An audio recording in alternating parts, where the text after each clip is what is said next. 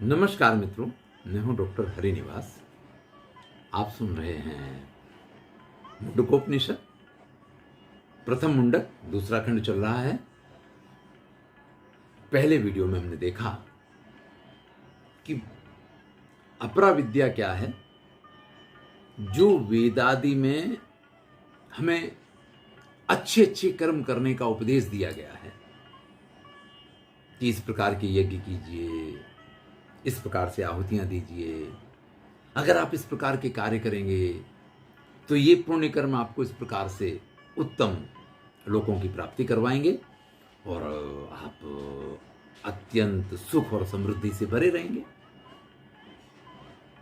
तो उसमें चर्चा की थी कि व्यक्ति को यज्ञ याग आदि करने चाहिए। जो व्यक्ति अग्नि की प्रज्वलित 7 प्रकार की जो ज्वालाएं हैं उनमें हवन करता है, वर्णन करते हैं, एतेषु यश्चरते भ्राजमानेषु यथा कालम चाहुतयो या ददातन तम नयन्त्येता सूर्यस्य रश्मयो यत्र देवानां पतिरेकोधिवासः। जो व्यक्ति हवन कुंड में दे दीप्यमान इस प्रकार की, जिसकी 7 प्रकार की जिह्वाएं बताई गई हैं, अग्निकुंड में यज्ञ यागादि की आहुतियां देता है।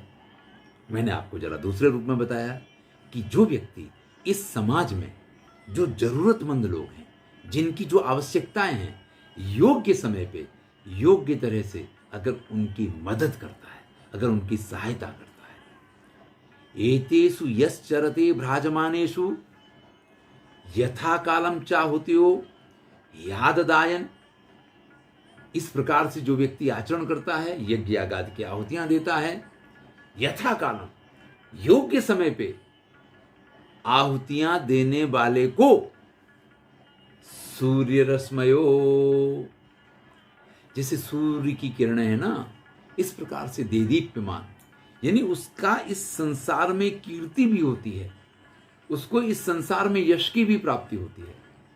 और देवताओं के एकमात्र पति, जिनको हम देवराज इंद्र कहते हैं, उनको जिस लोक की प्राप्ति है उनके पास में, यानी कि स्वर्ग में उनको ले जाया जाता है।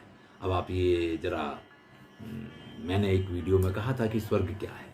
अगर आप उस चीज को समझे हों तो आपको जो भी सुख चाहिए, जिस प्रकार की समृद्धि चाहिए, वो सारी सुख सुविधाएं समृद्धि आपको प्राप्त हों, इस प्रकार की स्थितियां अपने आप खड़ी हो जाएंगी। मैं आपसे कई बार कहता हूं कि अपने जीवन में आप स्वयं को लक्ष्य में रख के मत चलिए। अगर आप इस लक्ष्य के साथ चलते हैं कि मुझे ये बनना है, मुझे ये करना है, अगर मैं ये पढ़ लूंगा तो मैं ये कर लूंगा, अगर मैं ऐसा करूंगा तो ऐसा हो जाएगा, तो ये हमारी सबसे बड़ी मूर्खता है। और ये जो हमको शिक्षा दी जाती है, ये सबसे गलत शिक्षा है।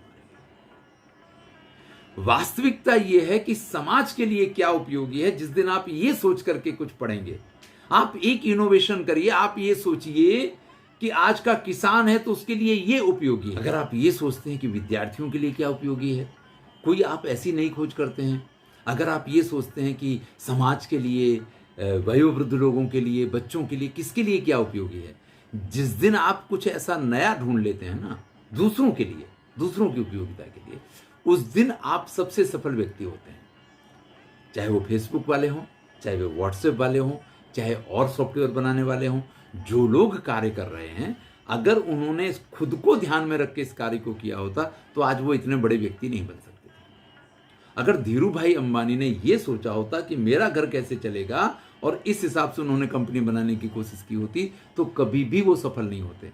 जितने ये प्राइवेट लिमिटेड वाले हैं जो सिर्फ अपने बारे में सोचते हैं, उनकी सफलताएं, और ये जो लिमिटेड वाले होते हैं जो ये सोचें कि हाँ लोगों की सफलता कैसे होगी, कंपनियां लिमिटेड वाली ही बड़ी होती हैं।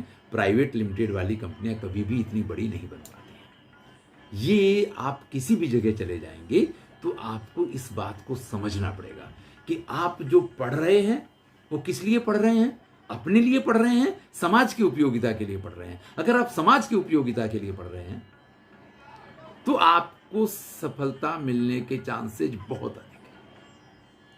इसलिए इस बात को कहा गया है कि जो योग्य समय पे इन आहुतियों को प्रज्वलित देदीप्यमान अग्नि में देता है, यानी जब जिस चीज की जरूरत है उस समय समाज में परिवर्तन आते रहते हैं, और हर समाज के लिए जो उपयोगी है उसके लिए अगर आप कोई कार्य कर पाते हैं तो फिर आप उसी लोक की प्राप्ति करते हैं। उसको देवलोक कहा गया है, जहां समृद्धवान, जहां समृद्धि से परिपूर्ण और सुख समृद्धि से भरे हुए लोग रहते हैं।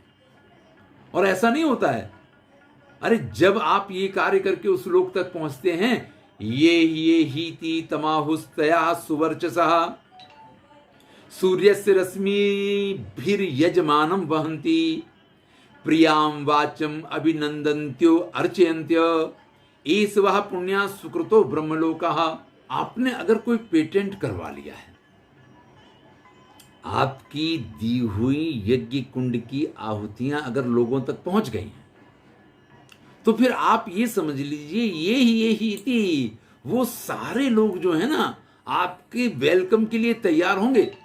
अभी एक शार्क टैंकर के प्रोग्राम चला कि अगर आपके पास कुछ है तो आप आइए हमारे पास और आप अपनी प्रस्तुति कीजिए, आपकी बात, आपका आइडिया आपको अगर अच्छा, हमें अच्छा लगेगा तो हम आपके साथ इन्वेस्ट करेंगे। जो इस समय के श्रेष्ठ सफल लोग हैं वो आपके साथ जुड़ने के लिए तैयार हैं। तो यहां इसी बात को कहते हैं कि जब आपके किए हुए कार्य, जब आपकी दी हुई आहुति देदीप्यमान होती है और वहां तक पहुंचती है, तो वहां पे देवलोक में ये ही थी, यहां आइए, इस प्रकार से आपका स्वागत होता है। सूर्यस्य रश्मिभिर यजमानम वहन्ति, जैसे सूर्य की किरणें देदीप्यमान हो, इस प्रकार से सिर्फ ये नहीं होता है कि वहां आपको आगे सफल होने का चांस होता है, इसके साथ साथ ये भी होता है कि आपको मान और सम्मान भी मिलता है। आपकी यश गाथा, आपका नाम जो है, क्योंकि आपके नाम का पेटेंट है, वो चीज आपके नाम से जानी जाएगी। प्रियाम वाचम अभिनंत्यो अर्चयंत, वहां लोग आपके लिए प्रिय भाषा का प्रयोग करते हैं, आपको अच्छा लगे हैं? आप अगर गुस्सा हो गए तो उनका सारा किया धरा बेकार हो जाएगा। लोगों के पास, देवताओं के पास धन संपत्ति है, समृद्धि है, लेकिन वो धन संपत्ति और समृद्धि और समृद्धि उनको तभी बनाएगी जब वो आप जैसे किसी यजमान के साथ जुड़ेंगे। देवराज इंद्र तभी तक देवराज हैं जब तक देवता विद्यमान हैं, और देवता बन के आपको जाना है। तो ऐसी जगह पे जहां देवराज इंद्र विद्यमान है, जहां समृद्धि के प्रतीक लोग विद्यमान हैं, उस जगह पे आप पहुंचते हैं, और वहां पहुंचने के बाद आइए बड़े प्रिय शब्दों के साथ आपका स्वागत होता है, आपको यश की प्राप्ति होती है। एष वह पुण्य सुकृतो ब्रह्मलोकः। भैया यही आपकी वो पुण्य कर्म है। आपने क्या किया? मैंने आपसे कहा कि आप अपने लिए अगर पढ़ रहे हैं तो आपने सिर्फ अपने लिए पढ़ा है, लेकिन जिस दिन आपने समाज के लिए कुछ पढ़ना शुरू किया, जिस दिन आपने समाज के कल्याण की भावना से कुछ नया ढूंढने की कोशिश की, तो कितनी योजनाएं इस समय चल रही हैं। इनोवेशन क्लब चलाते हैं, यहाँ पे अगर आपके पास कोई नए नए आइडिया हैं तो उनके लिए अलग गवर्नमेंट ने योजनाएं बनाई हुई हैं। आपके पास क्या है यार, आप लेके आओ ना। छोटे से छोटी चीज के लिए भी प्लेटफॉर्म है और बड़ी से बड़ी चीज के लिए भी प्लेटफॉर्म है। तो आज तो जो वर्तमान सरकार है वो इसमें प्रयत्नशील है, और प्रोग्राम भी बहुत सारे इस प्रकार के चलते हैं। अगर हम कुछ ऐसा करते हैं तो हमें अवश्य उसका लाभ होगा। प्लवा हेते अदृढ़ा यज्ञ रूपा अष्टादशोक्तम अवरम येषु कर्म एत श्रेयो यो विनंदन्ति मूढ़ा जरा मृत्युम ते पुनरेवा पियंती। अब भैया ये उपनिषद है, यहां आपको ये तो बता दिया गया कि अपरा विद्या जो है, अगर आप उसका श्रेष्ठ ज्ञान प्राप्त करते हैं तो इस लोक में, इस संसार में जिसको समृद्धि कहा जाता है, जिसको आप स्वर्गीय आनंद कहते हैं, वो सब तो आपको प्राप्त हो जाएंगे। लेकिन उपनिषदों का कार्य इस संसार के चक्र में स्वर्ग और मृत्यु लोक में घुमाना नहीं है। इसलिए यहां 7वें मंत्र में कहते हैं प्लवा हेते अदृढ़ा यज्ञ रूपा अष्टादशोक्तम अवरम येषु कर्म। भाई इस यज्ञ आगादि के रूप में अथवा दूसरे जो भी यज्ञ आगादि के उपरांत आपके नित्य कर्म, आपके नैमित्तिक कर्म हैं, आपके यज्ञीय कर्म, ये जो कुछ भी कहे गए हैं, ये अभिनंति मूढ़ा, जो इनका अभिनंदन करते हैं, जो आपको यही शिक्षा देते हैं कि यही कीजिए, यही आपके लिए अच्छा है, श्रेष्ठ से श्रेष्ठ है, ये यज्ञ कीजिए, वो यज्ञ कीजिए, ये कर्म कीजिए, वो कर्म कीजिए, मूढ़ा। ये सांसारिक श्रेयस्कर तो है, लेकिन सांसारिक श्रेयों की प्राप्ति के लिए मनुष्य जीवन तो नहीं हो सकता। तो ये जो लोग इसको श्रेष्ठ मानते हैं, उपनिषद की भाषा में कहा जाता है कि वो तो मूढ़ा, मूर्ख हैं। वो अगर आपको ये शिक्षा दे रहे हैं तो भी आपको संसार में भटकाने की शिक्षा दे रहे हैं कि भैया आप एक चीज समझ लीजिए, आप समृद्धवान बनेंगे, आप धनवान बनेंगे, उसके साथ जो समस्याएं हैं, जो उसकी दिक्कतें हैं, जो उसकी परेशानियां हैं, वो सब भी आप तक पहुंचेंगे। आप ये नहीं मान सकते हैं कि आप कार में चलेंगे तो कार का कभी एक्सीडेंट नहीं होगा। अरे भैया आप बच जाएं, लेकिन आपकी कार से किसी और का कुछ हो सकता है। अरे नहीं, किसी मनुष्य क्या हुआ, किसी प्राणी का कुछ हो सकता है। तो संसार में तो जब तक जीना है तब तक सीना है। यहां तो स्थिति यही होती है। इसलिए कह रहे हैं कि इस संसार में जिन कर्मों को, जिन यज्ञागादि को करके आपको श्रेष्ठ सांसारिक सुखों की प्राप्ति हो सकती है, उसको श्रेष्ठ मानने वाले और उस श्रेष्ठ ज्ञान को प्रदान करने वाले दोनों मूर्ख हैं। बात वहीं आकर के पहुंच गई। उपनिषद है तो आपको अपरा विद्या के द्वारा जिस ज्ञान की प्राप्ति होगी, जिस कल्याण की प्राप्ति होगी, सांसारिक रूप से तो वो बड़ा उत्तम है। लेकिन कह दिया जरा मृत्युम ती पुनराय वापि यान्ति, वो फिर से इस संसार के चक्र में घूमेंगे। समृद्ध हुए, समृद्धि के जाने का भय, समृद्धि की वजह से जो बीमारियां आती हैं उन बीमारियों का भय। हाँ, तरह तरह की आदि व्याधि व्यक्ति को लगी रहती है, समृद्धि के साथ वो सब आती हैं। तो ये अपरा विद्या से प्राप्त होने वाला जो ज्ञान है वो भैया कल्याणकारी नहीं है। अविद्यायाम अंतरे वर्तमाना स्वयं धीरा पंडितम मन्यमाना जंघन्यमाना पर्यंति मूढ़ा अंधे नैव नीयमाना यथांधा। भाई एक अंधा व्यक्ति दूसरे अंधे को लेकर के चले, समझ रहे हैं, एक लंगड़ा और एक अंधा जोड़ी अच्छी है कि लंगड़ा जो है वो अंधे को दोनों पैर हैं उसका सहारा लेकर के चल सकता है और अंधे को मार्ग बता सकता है कि भैया इधर चलो, इधर चलो, इधर चलो। लेकिन अगर दोनों अंधे एक दूसरे का सहारा लेकर के चल रहे हों तो आगे चलने वाला अंधा खुद तो गड्ढे में गिरेगा, दूसरे अंधे को भी गड्ढे में लेके गिरेगा। तो ऐसे जो विद्वान लोग हैं, पंडितम मन्यमाना, जो खुद को पंडित मानते हैं, कौन? जो इस संसार में सफल होने के मार्ग आपको बताते हैं, चाहे वो श्रुति ग्रंथों में हो, चाहे वो स्मृति ग्रंथों में हो।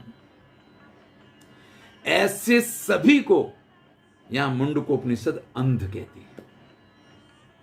ये है पंडित, खुद को पंडित मानते हैं, आपको बताएंगे अपना हाथ दिखाइए, अच्छा इतना इतना करोगे भैया तो आपको इतने इतने लाभ हो जाएंगे। उस लाभ से क्या होगा, आप और कितने परेशान होंगे ये कोई नहीं बताएगा आपको। आपकी हस्तरेखा देख करके जल्दी ही बड़े सुख आपको प्राप्त होने वाले हैं, ये बातें आपको बता दी जाएंगी। लेकिन उन सुखों के साथ में और कितने दुख आने वाले हैं ये कोई नहीं बताएगा। क्योंकि अगर वो आपको बताएगा भी तो आप कहेंगे अगर इतने सुख के साथ में कुछ आ रहा है, भाई अगर घर में बालक का जन्म होगा तो एक आनंद का विषय है।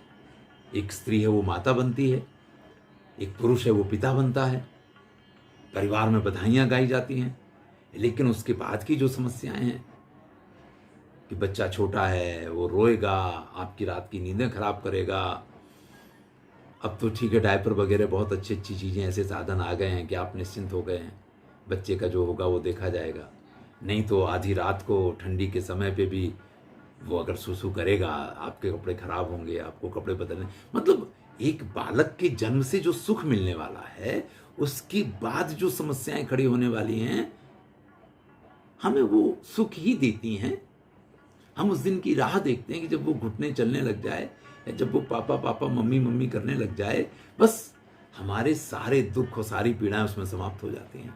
एक सुख के साथ में जो अन्य दुख हैं हम उनको भी सुख की तरह मानते हैं। इसीलिए तो कहा जाता है इस संसार के लिए कि 100 जूता खाए तमाशा घुस के देखे।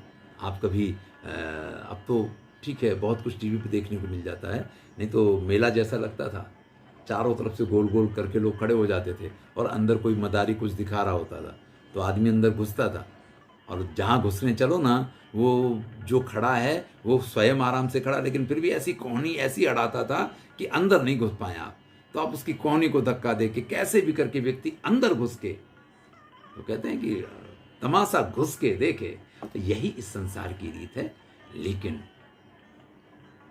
सांसारिक रूप से जो सफल लोग माने जाते हैं हमारे यहाँ उपनिषदों में, उसको सामान्य से सामान्य सफलता माना गया है।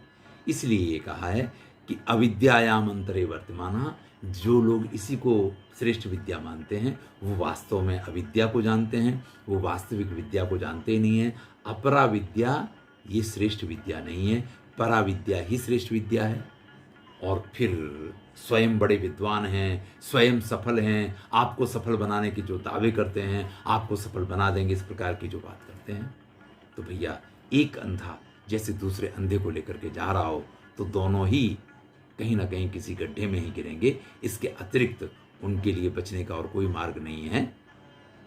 अविद्यायाम बहुधा वर्तमाना वयम कृतार्था इति अभिमन्यन्ति बाला।